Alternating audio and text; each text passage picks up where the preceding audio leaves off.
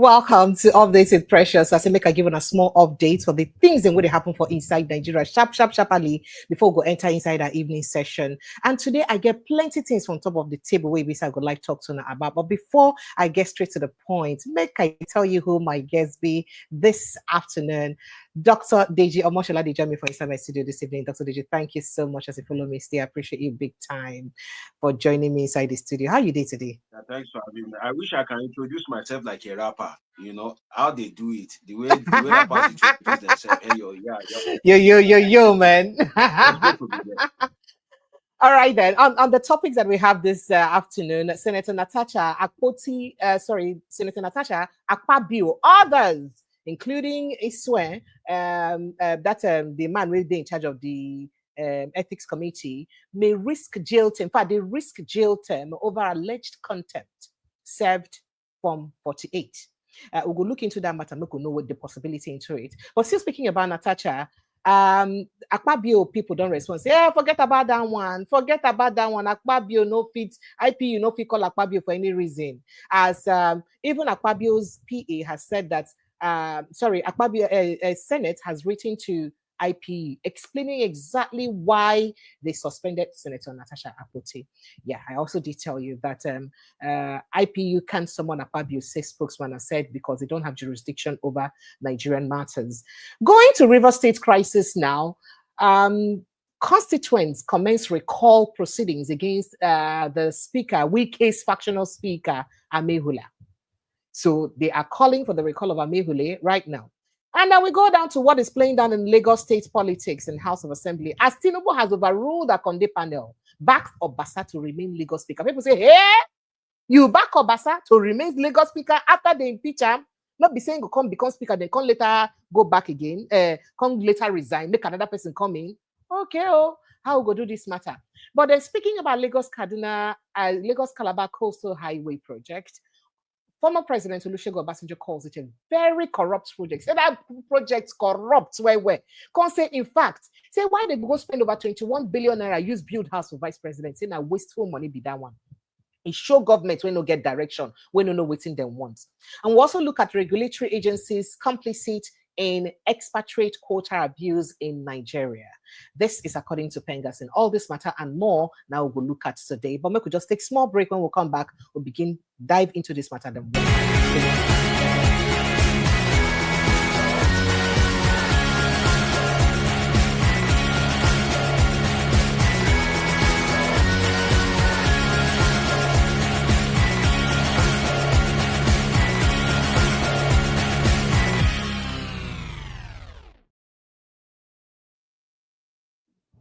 Welcome back. Now, still updated, Precious. Dr. Deji, thank you so much for staying there for inside the studio to join us. Well, we could go straight into the matter. So, President of the Senate, Godswill Akpabio, and others, if you risk jail term for allegedly or for disobeying an order of the courts, as Senator Natasha Akpoti-Uduaghan don't start the contempt proceedings against the Senate. Now, in a notice of disobedience of court order signed by Registrar of the court, pursuant to Section 72 of the Sheriff and Civil Process Act 2004, and notice of consequences of disobedience in order of the court made on 4th March 2025, the court urged the defendants, contemnors, to take notice, that is, those who failed the law, made them take notice of their willful disobedience of the order of the court given by Justice Justice O.A. Egwuatu J, made on the 4th day of March 2025. If you remember, say Natasha been carried go court to tell them, say, made them not sit down concerning the matter to see to her suspension, especially the Ethics and Privileges Committee, because of, say, waiting cause for her to disobey the order of the rules of the House. Now, because of that sexual matter, the sexual harassment matter, where Akpabio they harass her. So saying that one, I make her fail the House rule, because say the thing just trigger her mind anyhow, you do her anyhow, so she not just even can't obey the rule because of that one. So say, made them suspend sitting under her case until they hear on the sexual harassment case. But these people then no agree. The Ethics and Privileges Committee go ahead, sit on the matter on her misconduct and then can't give her 6 months suspension. As they don't give her 6 months suspension now, remember, say they did it in disobedience to the court. So now she's gone to court to file contempt of court order against them. Do you see the courts, Nigerian courts, holding the number 3 man of Nigeria responsible for failing the law and acting on against the order of the courts? You see that happening, Dr. DJ? I don't know. I don't want to be too, I don't want to get too much hope for Nigeria, but you see this thing happening. Well, in a constitutional democracy, ordinarily, the tenets of constitutional democracy dictates that nobody is above the law, and that comes under the rule of law, equity, justice, fairness. You can use any nomenclature you like to make your claim on that. But what we have in Nigeria seems to be kind of like different. And you see, Nigerian democracy, you need to be a Nigerian to understand Nigeria's kind of democracy. That's one thing I've discovered over time. So democracy not the universal. That's where I'm going. When I was a baby political scientist, I usually kind of like make some mistake, which is that when you read about theories, those that you've even read since the days of your secondary school, feudalism, fascism, totalitarianism, different system of government, and you know the features, you know, constitutionalism, you know about constitution right from pre-independence down to the independence and down to the 1999 constitution as amended, you would naturally think that, okay, this is how a democracy should be. You have an idea based on what you have kind of like read, and by the to the glory of God, based on the country that you've lived and visited, you have a very perfect idea of what democracy should look like. But coming back home to Nigeria, there is a problem in the sense that if you look at the way Nigerian democracy is totally different. So to answer your question, in an ideal democracy, it's not above the law. In an ideal democracy, but in Nigeria, when you mention the number 3 citizen, it's as if you are mentioning a mini god or a demigod, you know, or one ancient oracle, you know, that can kill and destroy in the days of our forefathers. You know how wicked, you know, some of those oracles can be. You know, I'm trying to remember the one of your village now. Precious, remind me. No worry. Remind me now. No worry. No worry. Are you there? I am there. Now I'm trying to remember. I said no worry. No, I just pause. Now just pause. I'm trying to remember your village oracle. I think you've told me before. You know, don't worry. You know, it's okay. You go but the truth is that every village has a wicked oracle. You know, absolutely. And so the Nigerian political elite are more like those ancient, you know, wicked oracles that, you know, their name brings fear and their action is without consequence. Now, in context, it is those ancient oracles that when they get annoyed for no reason, maybe you are supposed to give them blood of chicken and you didn't give them, you know, or maybe the person that is to give them fall asleep. Rather than for them to protest the right way, they'll just start killing people. They just start afflicting people with chicken pox, smallpox. That is similar to how the Nigerian political editor, if Bola Tinubu wakes up on the wrong side of the bed today and he says he's coming to Lagos, he wants to short third mainland bridge from morning to night, there's nothing anybody can do. There's nothing, you know. So for me, in that kind of democracy, to not think that the court can save or rescue you, it will be a tall order, except if you are not a Nigerian. But if you are a Nigerian and you really understand our kind of democracy, based on the background that I've given, you will know that in terms of political elite and, you know, our justice system, there is some immunity for impunity. And that immunity is being given to the political elite by the judiciary itself. Because you may want to imagine, for instance, I'll give you an example. Under, I think, marital laws or something, and if a child is not yet matured, especially if it's a female, the custody will be given to the mother. It is a standard practice. And I think there was one politician, I think it's even this Obasa, I stand to be corrected, that there was a child custody issue. And to my greatest surprise, it's been a long time ago, the custody of that child, female child, was given to that male politician. So you want to ask yourself that, when it is for some people now, law they change. Exactly, because in Nigeria, if you have a child now and the father of that child is struggling for custody with you, if that child happens to be a female and is young, that is the standard practice. The custody will automatically go to you. Come But to me. Because the child when the top politician need has mother that at that kind of time. issue, they gave the custody to that top politician. So Nigeria is a country whereby the laws actually is for people that have no connection. In fact, Nigeria is a country whereby it is a problem to be poor. And I'll give you another example of your guy, the president, Bola Tinubu. When Pandef, people from your state, River State, imagine, you saw the disgrace that your former governor was displaying on media chat yesterday. If not that you are my friend, I would have told you, you see your life. Now, the president, when Pandef visited him, what did he say? He said that Nigeria is a nation of rule of law. If there's no rule of law, I don't deserve to be the president of this country. And I was watching him. Oh, Bola, great guy, great assertion. But immediately, almost immediately, the case of MC Oluomo came to my mind. Almost immediately, within I'm telling you. Remember that MC Oluomo is illegal if you go by the yes, court. and I'm like, sir, I wish I can bust into that meeting. I wish I can be part of that meeting, and I wish that God can give me that kind of courage and confidence to be able to tell him, sir, we agree with you, but your assertion is somehow wrong, because you said Nigeria is a nation of rule of law. But excuse me, the appeal court of the land gave a judgment, and the final court for jurisdiction for that case. A judgment. And that's the final court. Yes, gave a judgment sacking Oluomo. In this country, what do we have? Within some few days, MC Oluomo resumed, despite the judgment of the appeal court. Until today, we have not heard what happened to Barua. Yes, Barua, Absolutely. that Barua the judgment went in his favor. So if you can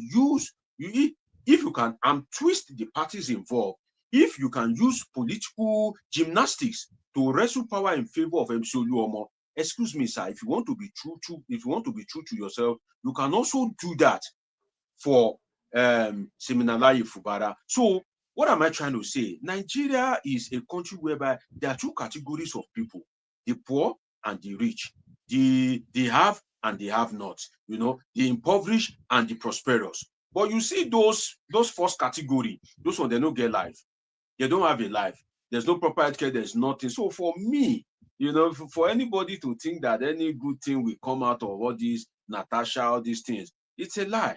That is just the truth. If you allow me to give you another example. Now, if they give judgment against Akpabio, who will enforce the judgment? The security agencies themselves, did they obey court judgment? So many people, if the security agencies act against you now and you take them to court and you are awarded 20 million naira as damages, who will pay you? They no go pay. Who will pay you? But say judgments don't say case don't there be the Supreme Court don't make a judgment to make sure say anybody will get a case where they're supposed to pay them, where security agency supposed to pay them, saying that the responsibility of that security agency or government agency to pay the person. But the problem is that who go execute them? The same people who won't execute them. No, who will even pay? The police that is not well funded, the military that, so who will pay? That is the truth. Okay, now, you have a problem with the police. You take the police to court. They give judgment. Okay, pay Precious 20 million naira. Who will pay? Is it Egwuatu that will pay? Or is it from the budget of the police that is not enough? That we... So if you look at it, there's no accountability, there's no unity, and that is why we all have to strive for a country that works. Nigeria has happened to Natasha Akpoti, and I've said it before that I wait to see how Judgment Day will be like. It will be very interesting. Assuming but not considering that Akpabio truly made such advances at, Natasha, you can imagine the pain in her heart. You can imagine how she will feel. If she is lying on Akpabio, then she will feel like, well, I just tried my luck, and of course, I've been able to bring him some embarrassment anyway. But if Akpabio truly harassed her, if Akpabio truly took her to a chapel and was asserting nice time and all that, by the way, somebody like me, maybe by my level of education or something, Precious, can you please explain to me what nice time means quickly? You've Nice been time. asking me all the questions. You'll be asking me Nice all the time. questions. You can ask me all the You know my questions. work. But You know my work is to ask questions, not to answer questions. you know Did you that say when nice they time? no, you answer me this one, because the thing is that when they say nice time, maybe I was Yeah. quiet and I was imagining So nice time, it's to but chop there's no rice nice. and beans. It's No, to I was chop thinking, rice. I was It's to thinking, I chop was rice thinking, and meat and chicken. I was thinking there was no nice in my time. So I was looking at my time. That is there anything nice? There's no. I was saying 1 to 12. That's what I see. So can you please tell me what nice time means? No. Okay, when we I think finish I this heard you life, I'll mention tell you. rice and beans. Okay, so if you are eating rice and beans, that means you're having a nice time. Yes. From today, morning, afternoon, and I'll be eating rice and beans. For people who like rice and beans, for people who like to chop ishewu, is when they're chopping ishewu that they're having nice time. For people who like to chop on continue. It's not my mouth to hear something. Continue. So the thing is, at the end of the day, you may realize that Nigeria has happened to the lady, and I don't see anything coming out of it. And even if you allow me to go further, we may begin to establish, the unholy alliance between the judiciary and the political elite, because, like I said, laws are made for the have-nots in this country. The law and the Electoral Act says that you cannot be contesting for one and hold the position of another, which is that you cannot say that you are in Lagos and at the same time you are in Sokoto. You cannot be contesting for president and at the same time you want to be a senator.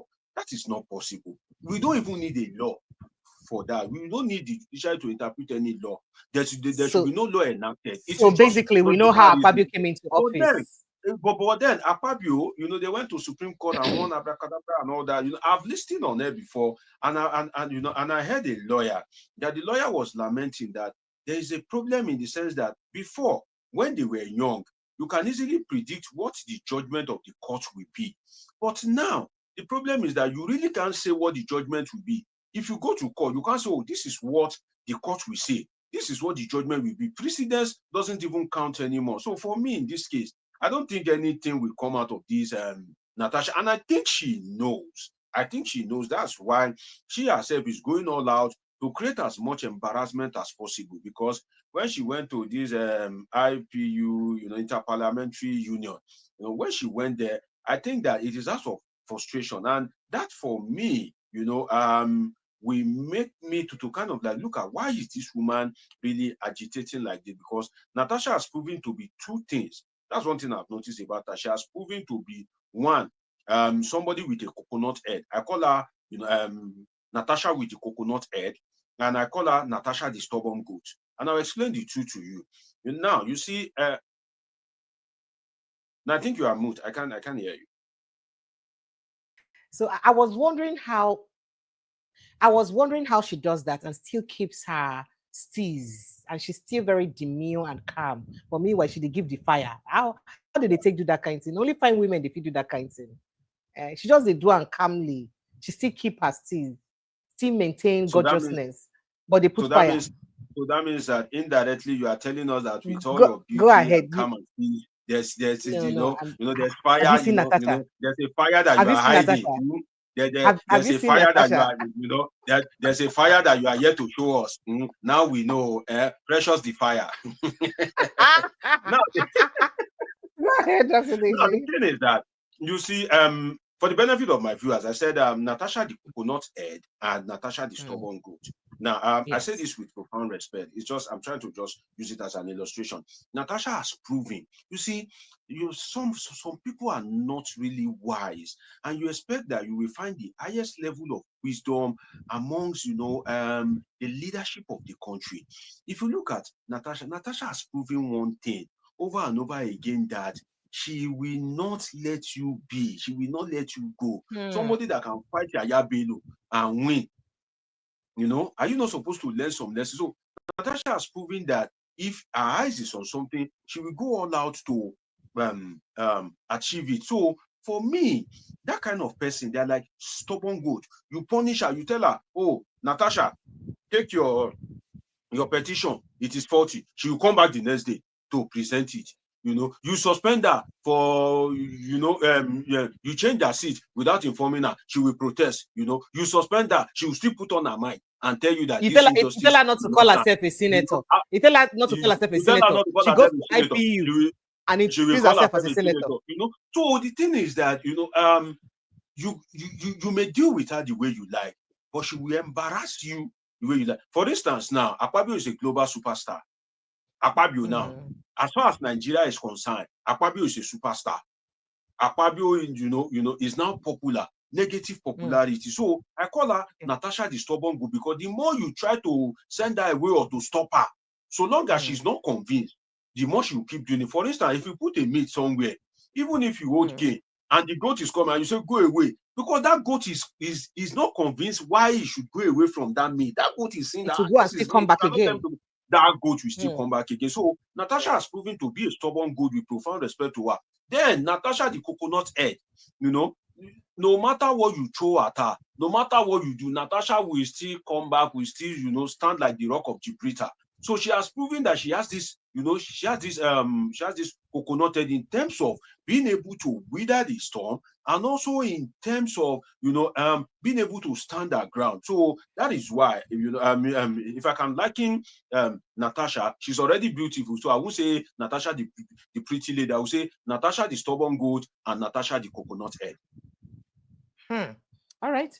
Okay. So now, what's in you to try talk now? Say, in a nutshell, I like to finalize this conversation. Are you saying that this appeal for contempt of courts, where BC should push no go hold any water, because we're running a plutocratic, because we're running a plutocratic government in Nigeria? You want to which court? See this. Have you wondered why, if you want to come and invest in Nigeria, you will say, oh, you don't want anything with the Nigerian judiciary? That if there's any case, let us go to London, let us go to France.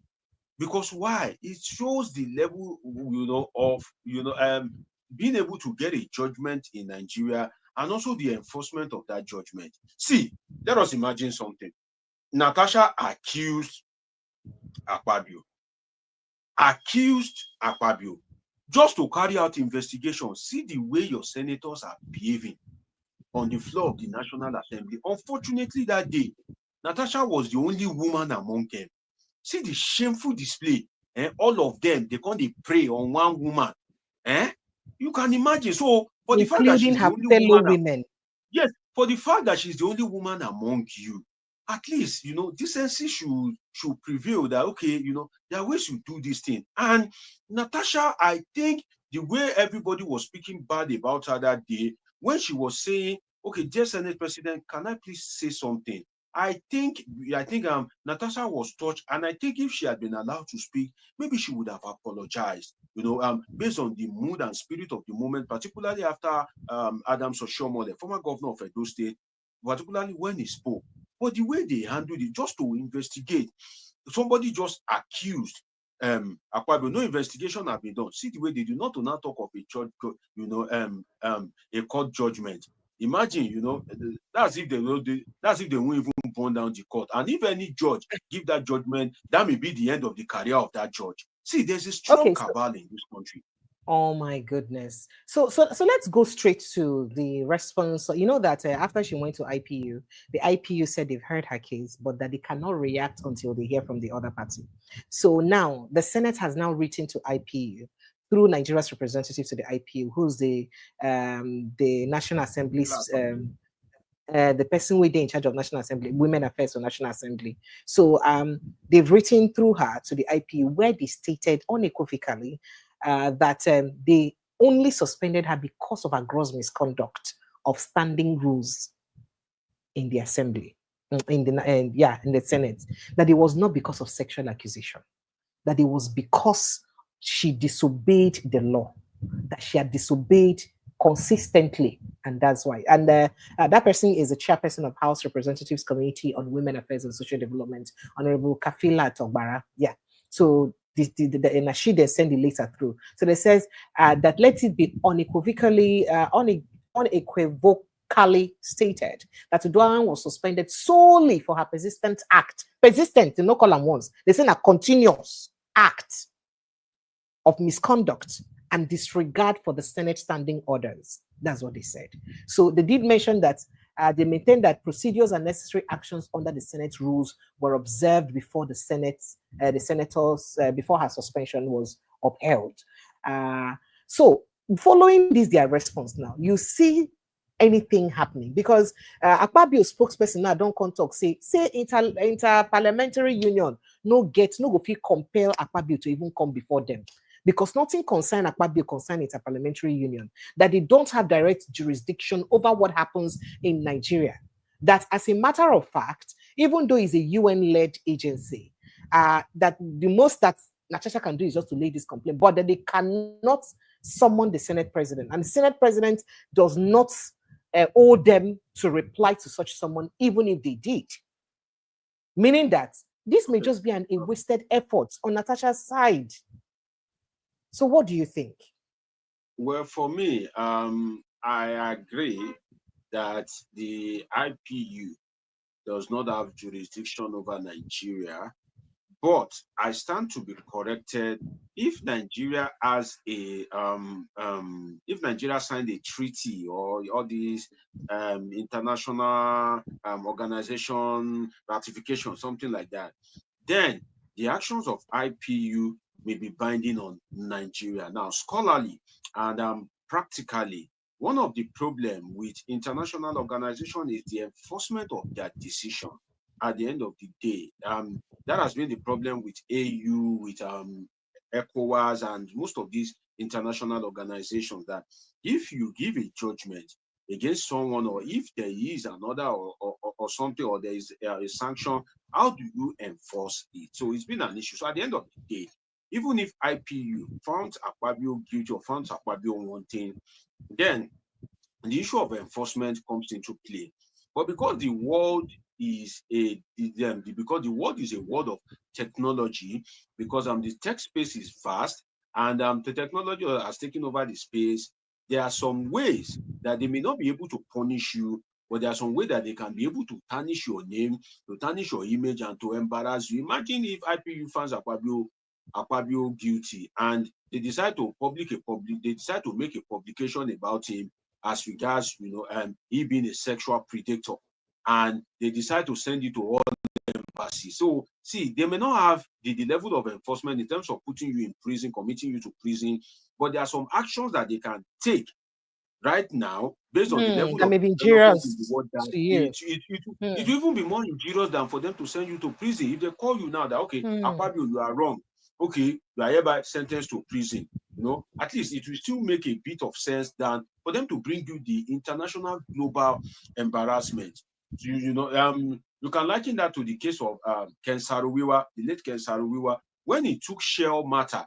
Shell Matter was handled in Ogoni locally, but because Ken has this global knowledge, when he took Shell Matter to the global stage, imagine the level of embarrassment that it was beginning to cause Shell. Yes. So, although Ken Saro-Wiwa has no means of enforcement, and those international organizations are not bigger than Shell, they have no means of, ordering Shell or bringing Shell to book, but they brought Shell monumental embarrassment. This I'm talking about as far back as 1993.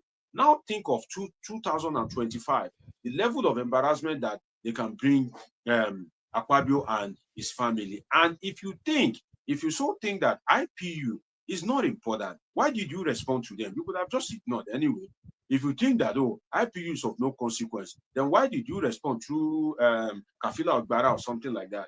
Why did you respond? You could have just keep quiet that, okay, these people are of no consequence. But because you too, you know it at the back of your mind that these people, they are of consequence, they have embarrassing consequence. I think that's the right word. They have embarrassing consequence. That's why you decide to respond as Akpabio, and largely as a Senate. And if I can push further on that, it's just like this EU election observers. When they come into the country, they have no means of ordering INEC. But then when they bring out some reports, and their stakeholders in terms of speaking about how effective Nigeria democracy is across the world. So the IPU may not have a means of enforcing their son, maybe committing you to prison, but of course you also do not want their embarrassment in these days of technology. All right, thank you. So let's go to the next case so that we can wrap up at the appropriate time. A lawyer, Kenneth Amadi, who is an Equerryman, by the way, within the constituency of the River State House of Assembly Speaker Martin Abayikwele, has written to the Independent National Electoral Commission, INEC, to commence recall proceedings against the Speaker of the River State House of Assembly, Martin Abayikwele. Now, the development is the latest twist in the protracted political crisis in River State, which ensued after Fubara fell out with his predecessor, Nyesom Wike, currently Minister of Federal Capital Territory. Amihula's seat and that of 26 others pro-Wike members of Assembly were declared vacant by lawmakers loyal to Fubara following their defection from the People's Democratic Party for All Progressives Congress. As a result of the development, Fubara worked with the Victor Okujumbo-led three-man faction of the assembly. Fubara presented the budget, which of course the Supreme Court has now nullified. But going further, the lawyer explained that in his suit, that he is a lawyer to several indigenes of Obiapo local government area of River State and Mihule's constituency.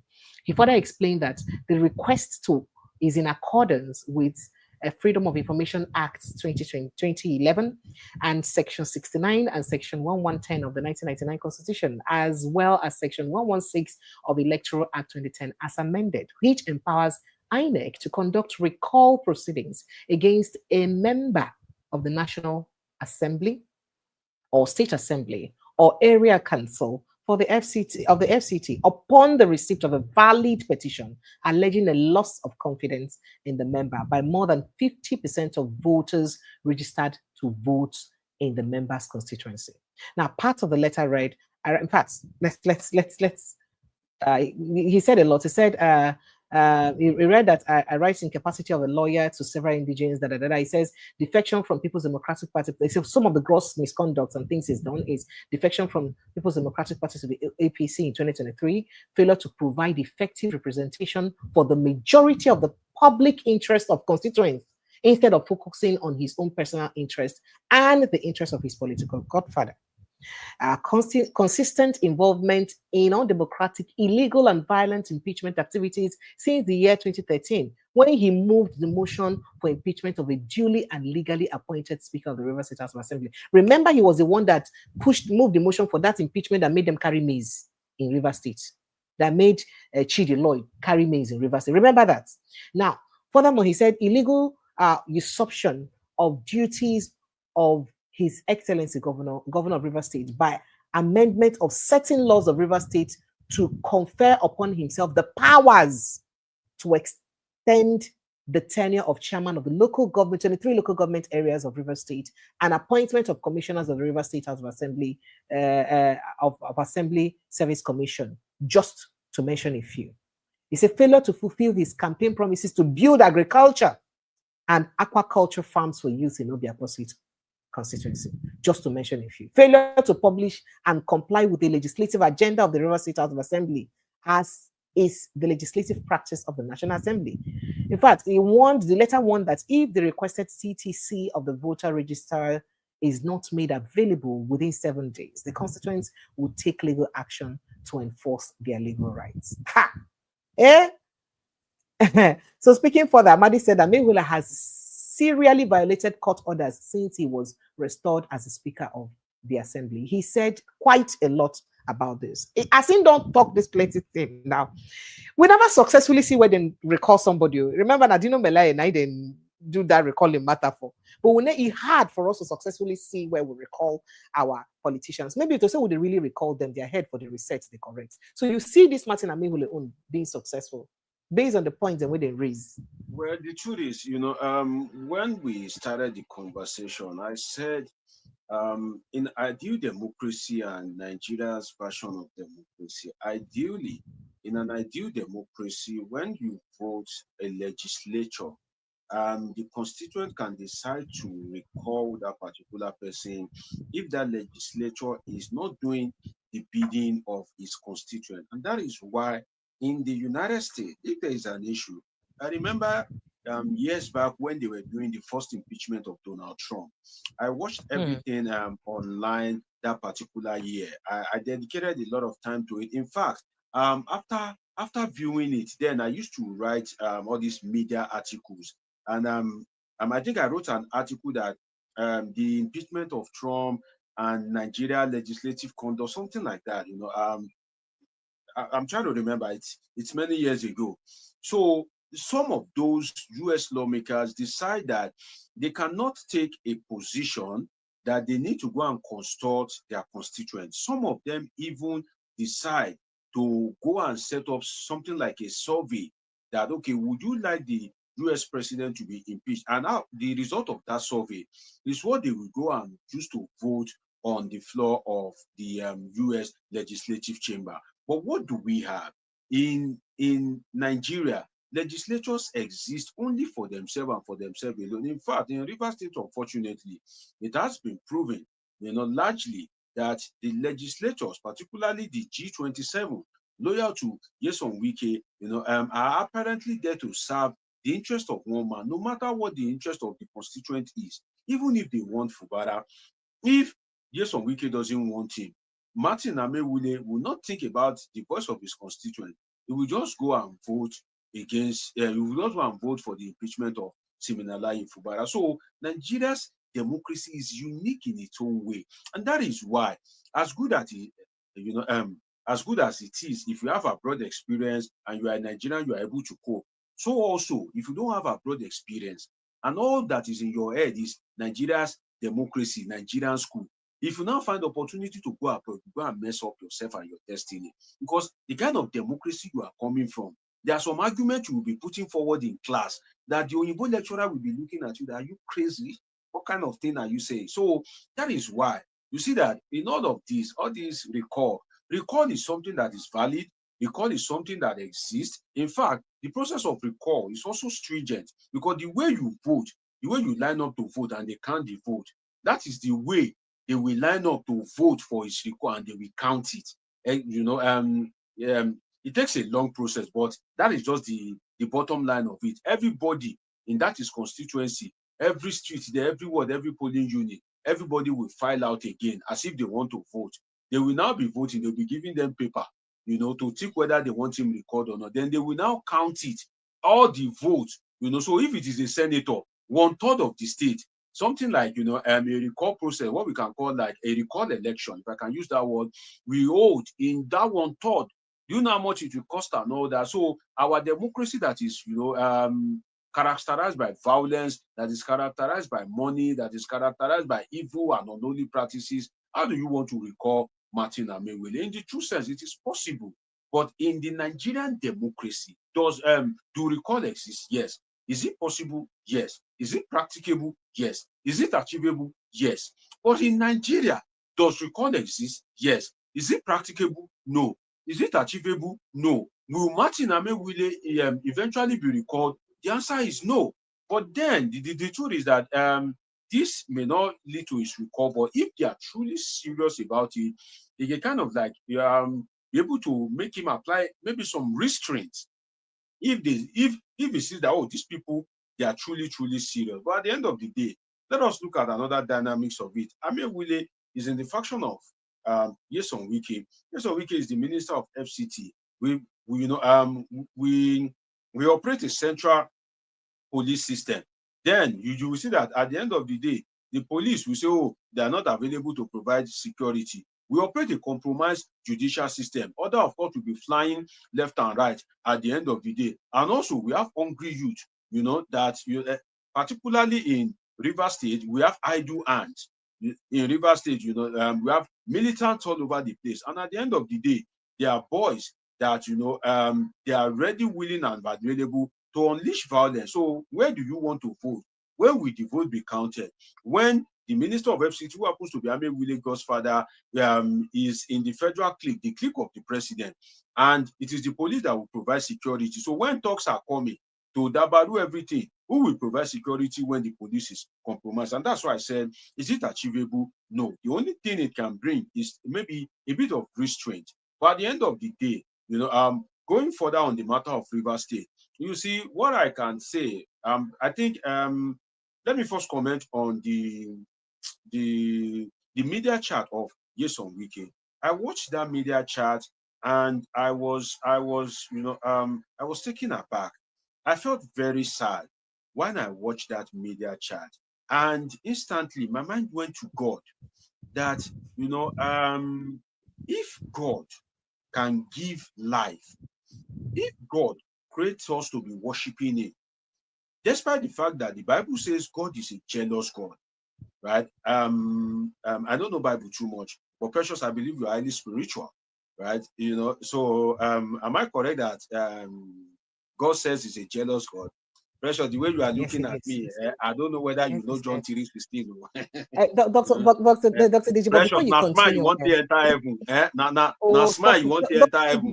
Dr. Deji, Now but smile, was it right? say now Was it smile and right? pretty face, you want to enter heaven. Was it right? Was it right that Amehule let him did what they did to the governor? Let's just take a look at how they kept him stranded yesterday, even though Wike responded to it and said that because he, the governor, brought down the assembly complex and that they're using their house now to hold meetings, so that he doesn't have the right to barge into their house at any time, even though he served them notice ahead of time. But let's just take a listen to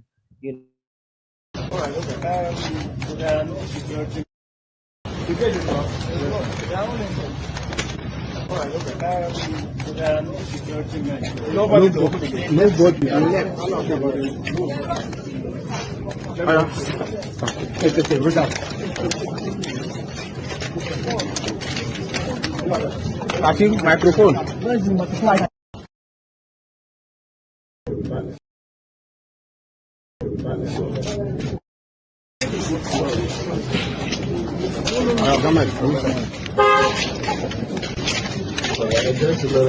Stop. I'm here myself this morning with members of few members of the coalition to comply with the Supreme Court judgment. Before my arrival, I've already made several attempts by phone call to reach the speaker and other members. I also did a letter personally which was transmitted to the Honorable Speaker for this particular invitation. But it's unfortunate that at the gate, you can see that the place is completely sealed and there's no sign that anything is going to happen today. The reason why we're doing this, I've always said it, in the interest of our people, which is the most important thing. Well, I don't think there's anything to worry about. Maybe they're working on the letter. I expect to hear from them maybe after this hour. Thank you. Thank you. Just immediately after that, the assembly continued holding their sitting, and they responded to the governor saying that he's being very dramatic. And their response is also not far from what Wike had responded to him. And I'm wondering why Wike had to speak on behalf of the assembly members when he said that your letter that you wrote to them is futile, But on that media chat we talked about yesterday, let's take a listen to a few things that Wike said. All this and the law speaks. All law speaks. Law speaks. All this Asawana will die. And law speaks. All this Asawana will die. And the law has spoken. All this and let me tell you something. And people should have that right. The judge does not constitute the majority of the Niger Delta. People must speak out the truth. Heaven will not fall. You only die once, not 2 times. It just does not constitute the majority of the Niger Delta. What nonsense every day you wake up? Ijo will do this. In Akwa Ibom, Ijo cannot be governor. In Delta, Ijo is the minority of the minority. With all due respect to our late elder statesman, Edward Clark, he's from Delta. He had never produced Ijo man to the governor of Delta. He had never. The only place Ijo man can solely be governor is in Bayelsa State. Not in Edo, not in Rivers, a minority of the minority. Out of our own benevolence, live and let live. Okay, so let me explain this, Dr. DG. Say River State and my the jurisdiction. So this thing when they talk now, people don't they talk say go incite even more violence. That's because we have the Query people in a few local governments in River State. We have them in Emohua local government. We have them in Ikwerre local government. We have them in Obiapo local government. We have them in Port Harcourt local government. We also have the Ijaw speaking people in diverse local governments. They are in Boni local government. They are in Opopo Nkoro local governments, where the governor is from. They are in Degema, Abonima, Buguma. So they even have more local governments than the Ikwerre people. And if you look at it, Ikwerre don't already rule 16 years for the state. And if you look at number, you can even go and check in Google, because Google carry and say the number of human beings, the population of Ikwerre does not even match that of Ijaw in River State. And of course, this is for obvious reasons. So for him to do this thing that he's doing, that is obviously inciting, is it not enough for the president to call him to order, instead of the president to just leave him, make it do what he need to do? And this thing way they do now, go bring more pain to the people. 16 years, now that's in own ethnic nationality, Ikwerre don't rule. Because the bone of contention here now is that once Fubara is impeached, it is Amehula, the speaker, or the deputy governor, who is an Ikwerre woman, that will take charge. And that's why Ijaw people, that's why the Asawana boys he mentioned are saying, no, we can't have it. Your brother Amechi ruled for 8 years. We, the Ijaw people, did not dictate to him how he's going to rule. You ruled for 8 years. Nobody dictated to you how to rule. Why must you want to call the shot for an Ijaw man? And see his response to that conversation. But let me make a hear with you. Okay, first, yes, on Wike's assertion, I think is uninformed. Yes, on Wike shows ignorance and lack of knowledge and depth of the geographical, or should I say ethnic population of Nigeria, except if my teachers were wrong, except if scholars were wrong. And you can just do like a Google search, pick any scientific, piece of work about the geography of Nigeria, territory of Nigeria. Just pick any scholarly article, a scientific work that's published in reputable journals or books. The Ijaw ethnic group is the 4th largest in Nigeria, except if all scholars have been wrong, except if my teachers were wrong. Just as times change, while I was in primary school, until today, I used to think were my teachers wrong, because what we used to hear was Nigeria has 3 major ethnic groups: Hausa, Igbo, Yoruba. That's all I used to hear. But now, we hear Hausa, Igbo, we hear Yoruba, Igbo, Hausa, Fulani. Where the, slash Fulani came in, I don't know. Now, let us now look at it in the context of what Nyesom Wike asserted. From what I've been reading all over the years, we have the Hausa now, Hausa, Fulani, Igbo, Yoruba. Then we have the Ijaws, which is the 4th largest in Nigeria. So for a Nyesom Wike to come and display sophisticated ignorance and be saying it with so much pride is something that the minority of the minority. And let us that look at the minority of the let minority. us look at something. In Nigeria, one thing we need to look at is Nyesom Wike far from the Ijaw people than it is closer to them. What do I mean by that? Is Wike far from Ijaw people than is closer to them? The vote of those Ijaws were one of the votes that made him governor. Is an Ijaw man, Goodluck Jonathan, that influenced how we got the candidacy of the candidacy of PDP to spite Amechi. The wife of Goodluck Jonathan, an Ijaw woman, I think, I stand to be corrected, was part of those that influenced his emergence. So you can imagine, and that is what power can do to people.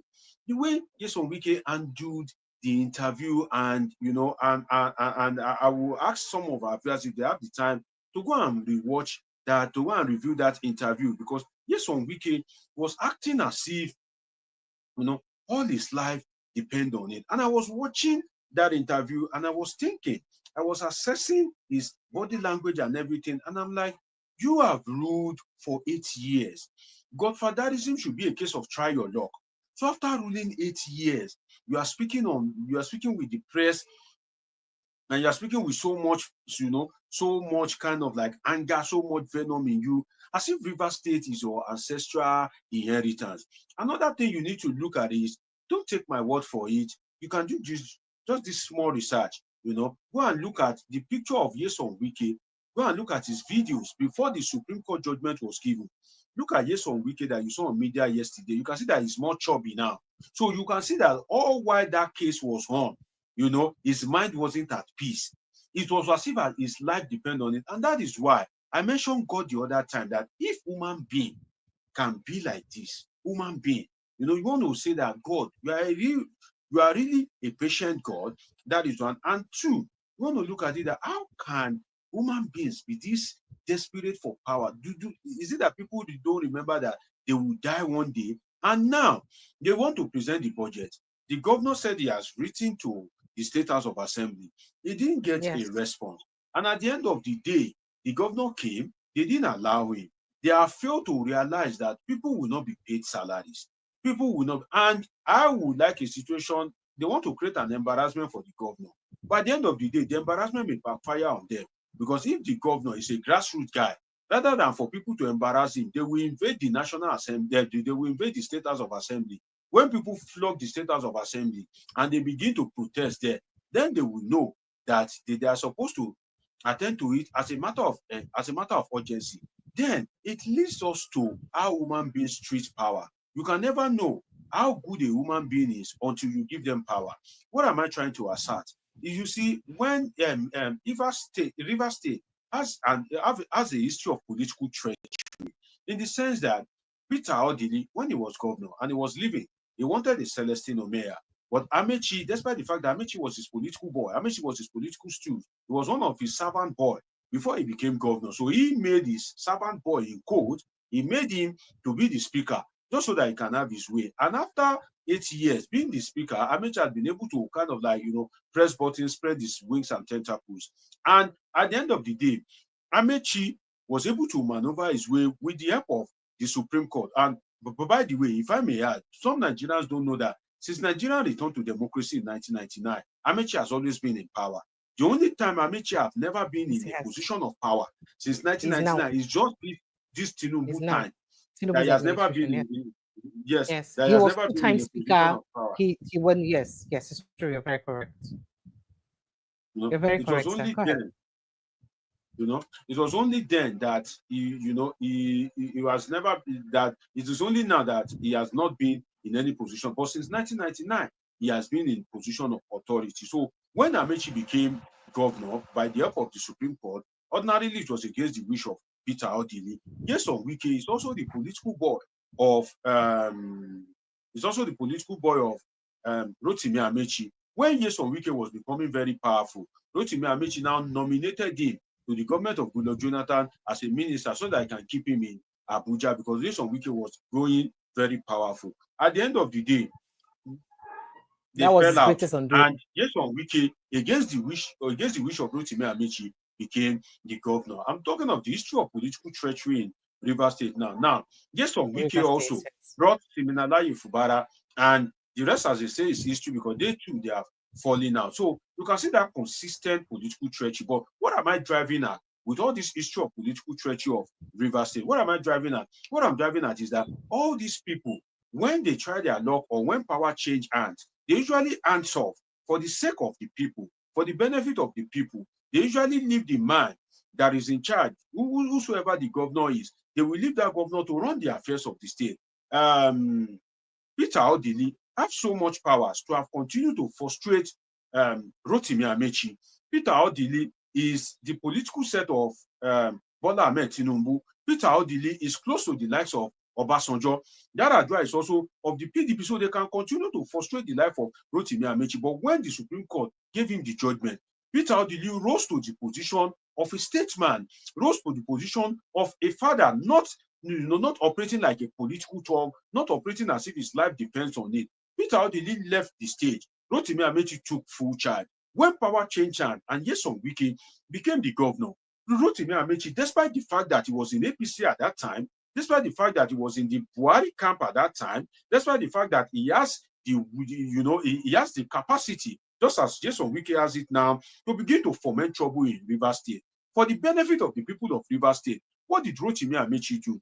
He hands off the politics and governance of Rivers State just so that Jason Wike can fully be in charge of governance in Rivers State. Now it is the turn of Jason Wike, instead of him to hands off the politics and governance of Rivers State, just so that Rotimi, just so that Siminalayi Fubara can be in charge, can bring dividends of democracy to the people. He is behaving like a political, more like a political tool. He has not operated with so much decorum. So if the people that were before him, if people that were his own boss, if they were behaving the way he is behaving, would he ever become anything meaningful in this life? So if you look at the political trajectory, the political ascendancy of Nyesom Wike, you will see that in life, you need to be very careful as a human being, and you need to watch who you follow. Because if you are following Nyesom Wike when he was fighting Rotimi Amaechi, and I have a video to that effect, but I use it, to mix a video some time ago where Nyesom Wike was tongue lashing Rotimi Amaechi.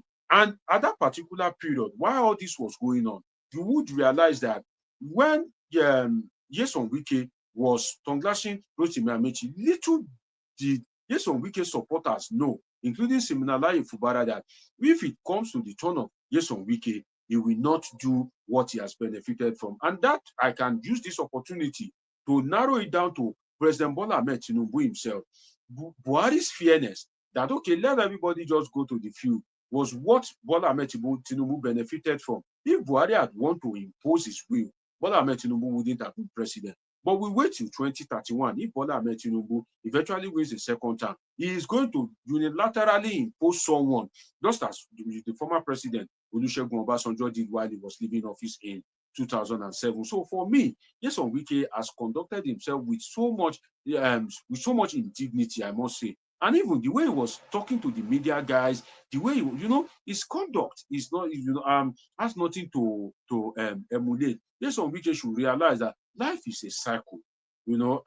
Some people must leave the stage for new people to emerge. Imagine if everybody is just living, nobody is dying.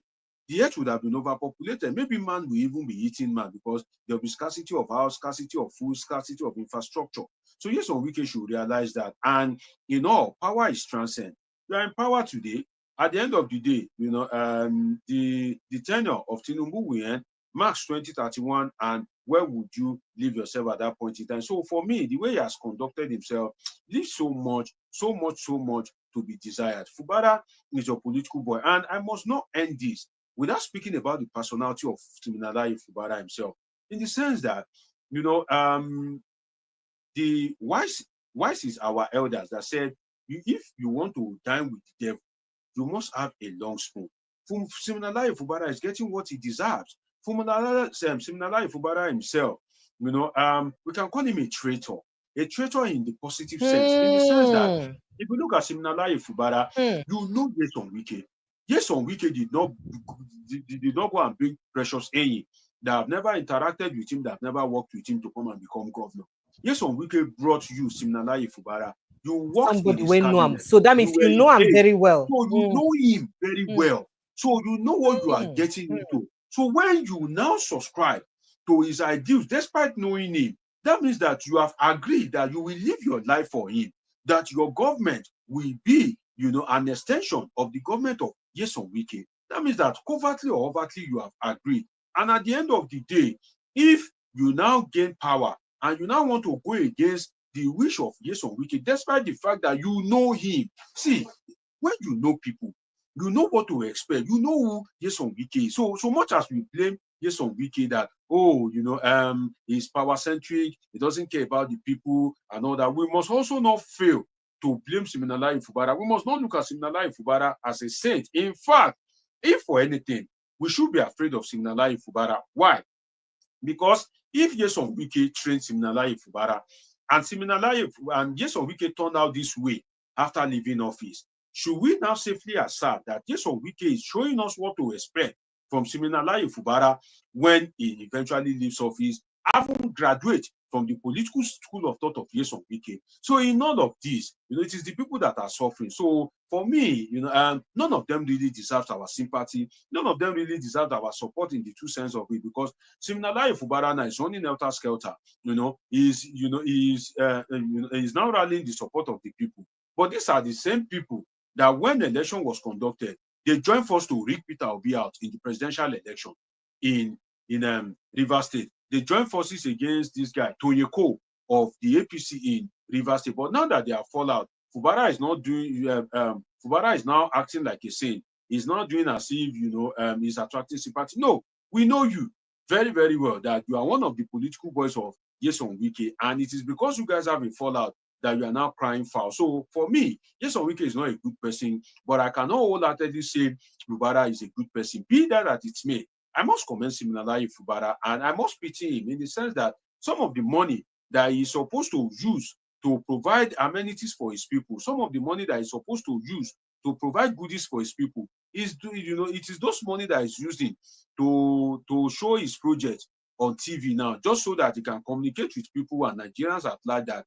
he is working. Because if you look at it now, if Siminalayi Fubara, if he wants to commission a fire station, Arise News will be there, Channels News will be there, TVC will be there. They will all be broadcasting it live because you want to commission a fire station. The money that you are going to give Channels, Arise, TVC, AIT, the money that you will give them, we buy another fire truck and put it in that fire station. The people that you are broadcasting it to, are they River State people? But he's just trying to show himself out of frustration that he is performing. For instance, they went to commission the palace of a monarch in River State. They were also transmitting it. They are also transmitting it. The Yenweli Akpo Palace. The Yenweli Akpo, that's the king of Akpo Palace. Yes, those are indices of frustration on the part of Siminalayi Fubara. So, but would you not say he learned from the best? Remember that it was said that Wike had media houses in retainership for his 8 years of government. So Wike had media houses on retainership. So would you not say he learned from the best? That's basically it. But I don't want to dwell on this continuously because we need one more topic to touch on before we run. No, the thing is, it wasn't behaving like that before now. But when the frustration reached its peak, he decided to say he wants to be broadcasting. So out of all the options that he has, he decided to pick what his political mentor was doing during his own time, and that's why I said Fubara himself cannot be trusted. But one cannot help but pity him in this instance because Fubara, after his fallout with Nyesom Wike, it has effect on the resources of the state, because all this one that Nyesom Wike is fighting, all this Martin Amewule, it's just largely because of the resources of the state. If Siminalayi Fubara had been a loyal boy, okay, go and appoint this person. Yes, sir. Okay, give this one 10 billion, give this one 5 billion, give this one 3 billion, and he ends it with yes, sir. Won't be having all this. So in all of this, Nyesom Wike is not fighting for the people, but Siminalayi Fubara haven't seen that at the end of the day, he has no other option. He's now tilting towards the people. So this their crisis has bring forth greater development in Rivers State, because that palace that was renovated or constructed, they have been on it for like over 8 years. And Siminalayi Fubara pump money into it. And so that means that if Nyesom Wike and if Nyesom Wike and Siminalayi Fubara are not having issues, Nyesom Wike may have gone against the completion of that particular project. So it is their back and forth now that has brought benefit to that particular monarch. So there are issues as some form of merit, but where everything is now going haywire is the judgment of the Supreme Court. But I just hope that they will find a middle ground to it, and they will be able to kind of like think about the interest of the people. And if they don't think about the interest of the people, I think Nigerian people should be that courageous, so much so that when it is election period, they will sack anybody that they feel is not doing the right or does not have their interest at heart, whether it is Fubara or the loyalist of Nyesom Wike. Thank you so much. So make enter inside Lagos State very, very quickly. You do recall that yesterday, the president was said to have been in a meeting with, in a meeting with Miranda and Obasa over this leadership tussle issue. You know, the waiting don't happen for inside the matter. You remember that the president had also appointed their Conde-led team to mediate on the matter, and they make their recommendations. Some factions has it that part of the recommendation and make Miranda come out, make Obasa enter. Then after a while, Obasa will gradually resign, make it not be like say they embarrass him. But as it stands now, we are hearing that the president has ordered that Obasa remains substantive speaker continuously, in spite of all allegations against him, even though he himself don't accuse Miranda of more allegations too. Now, a lot of people for inside the caucus, they complain, say, Obasa is not a Lagosian, and he has held sway to power.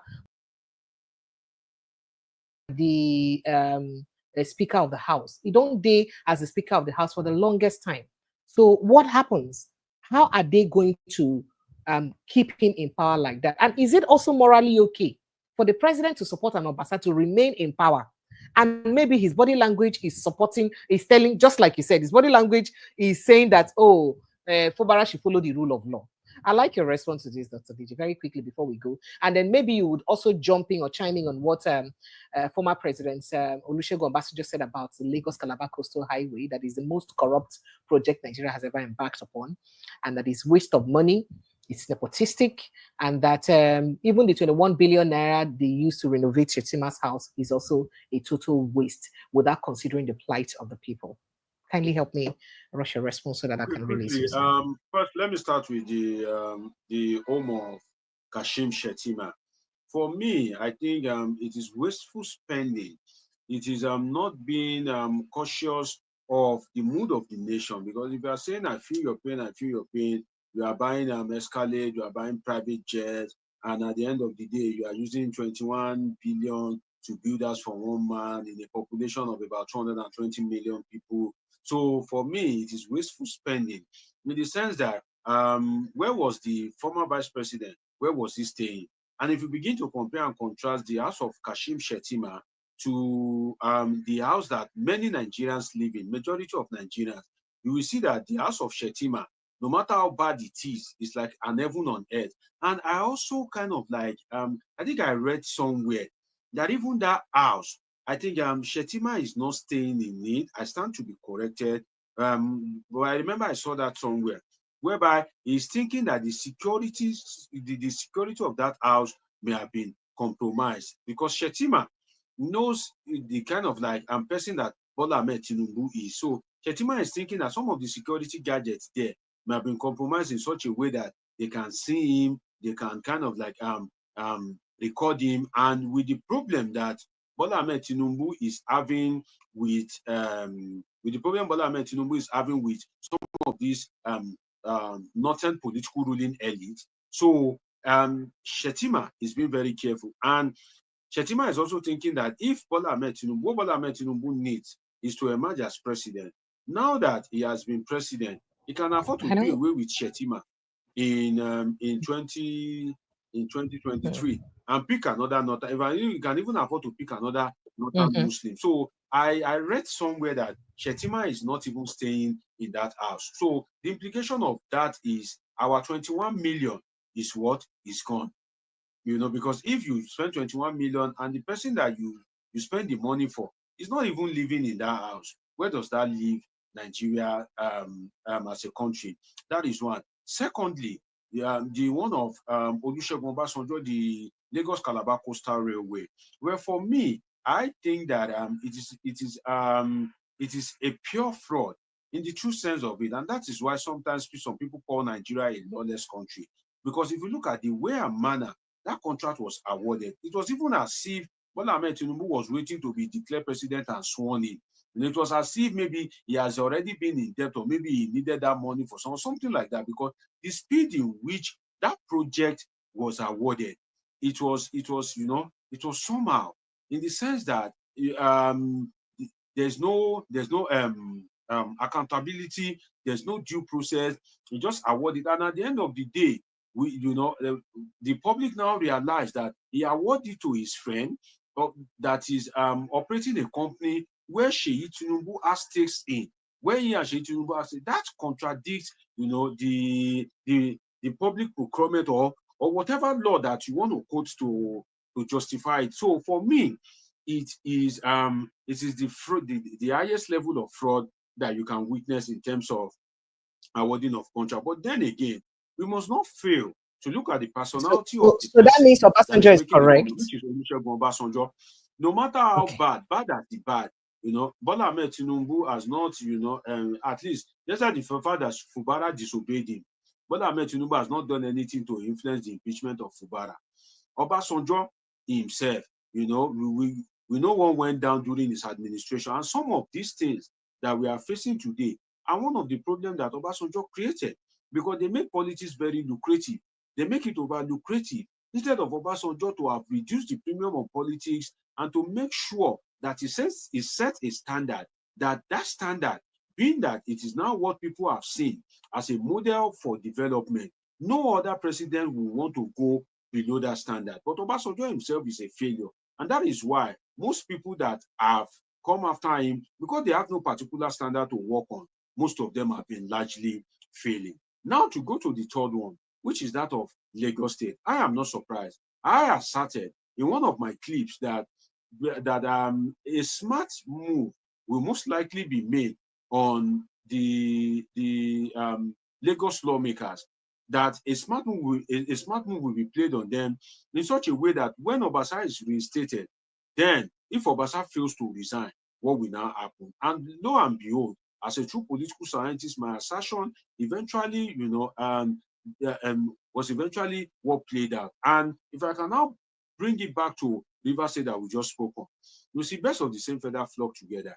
If Tinubu can operate like that in Lagos State against the wish of the Lagos lawmakers, whereby 35 of them out of 40 voted for the impeachment of Mudashiru Obasa, and at the end of the day, one man decided to overrule them and he installed Obasa, then you may want to imagine that at the end of the day, what will now happen if Nyesom Wike decide to go the highway in Rivers State? So I'm not surprised that Obasa didn't resign. But the only thing is that I'm a bit sad about the quality of the person that is the speaker of the Lagos State House of Assembly, the person of Obasa. It is during this leadership crisis that I'm able to assess, his personality, his level of intellectualism, composure, and all that. And I can say that if what I heard is anything to go by, even Obasa cannot speak fluent, eloquent English in the true sense of speaking English. So Bola Ahmed Tinubu left everybody in Lagos State and go and put Obasa that his English is neither here nor there. His level of reasoning is neither here nor there. So it is, if not for all this impeachment saga, I wouldn't have known I wouldn't have been able to assess the kind of personality that he is. So it shows that to Bola Ahmed Tinubu, it's all about power, and he has found comfort. And also Wike has found comfort in his arms, and that's why it will only take God for Nana Fubara not to be impeached. Perhaps maybe the Chief Justice will save him. We save him from being impeached. But I'm not surprised in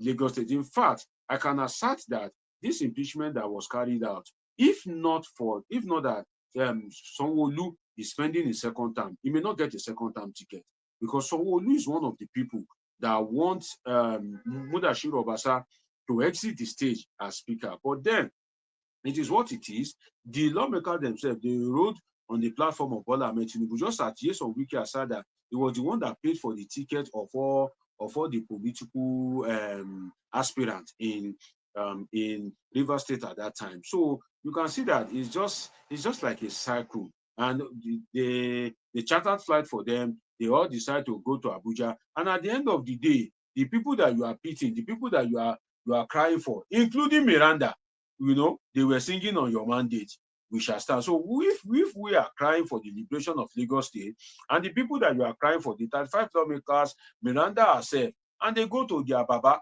and they are singing on your mandate, we shall stand. So do they deserve our pity? No. They only cry out when it doesn't favor them. When it favors them, they don't even cry. In fact, both of all of them there are a product of the political monopoly.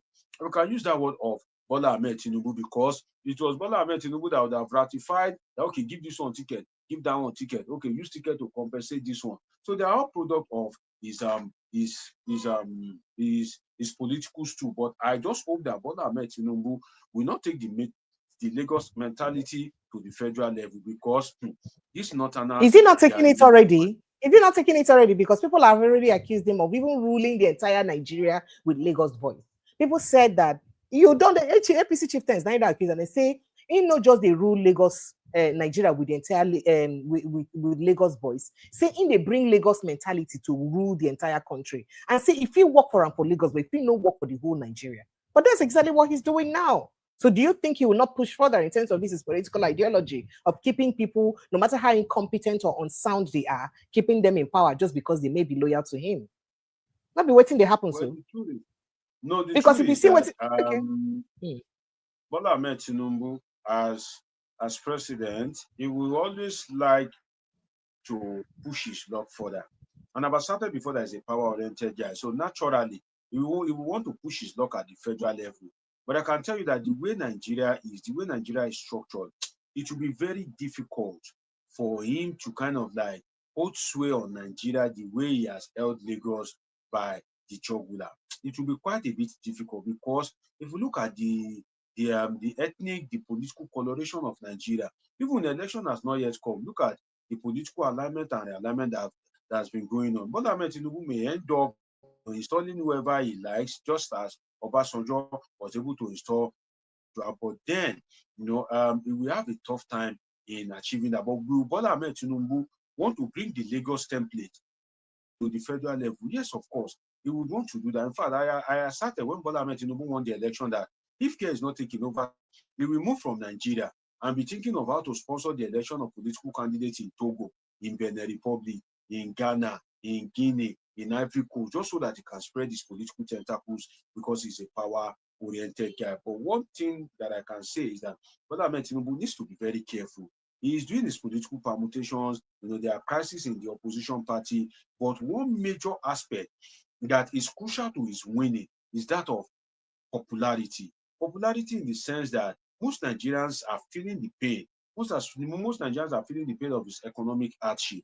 So he has to perform. He has to bring dividends of democracy to the doorstep of Nigeria to some extent, so that in that election, he will be a very popular candidate. It is only when he's a popular candidate that it will be easy for him to eventually rig his way into power if he wants to. And at the end of the day, it's not all about INEC chairman, the police. No, you must be popular to some certain level. If you appoint the INEC chairman, if you appoint the Inspector General of Police, but there's a public revolution against you, it will be very difficult to. You saw what happened in Ghana. You saw what happened in Senegal. You saw what happened in those countries. I'm sure that their political capacity, their establishment in that country too, but they were defeated because of the public rating and public popularity. But 2027 is surely going to be an interesting year, because even 2027 is still far away, but the politicians are already acting as if 2027 is just tomorrow. So it's going to be an interesting year in 2027. Thank you. Thank you so much, Dr. Deji Moshola, for jumping on this conversation with me. It's been quite an insightful conversation. Always fun to be with you, and always fun to have you break down politics and political analysis. The way we be so we don't understand, and we will appreciate you. I don't know what I could do without you. Now, God will bless you for me. Thank you to everyone who's watching. To kindly click on the subscription button, subscribe, follow us like a village people. More continue to talk for the development of our country, Nigeria. I'll see you guys next time. Drop your thoughts, your comments, your reactions on that, and see you next time. Goodbye.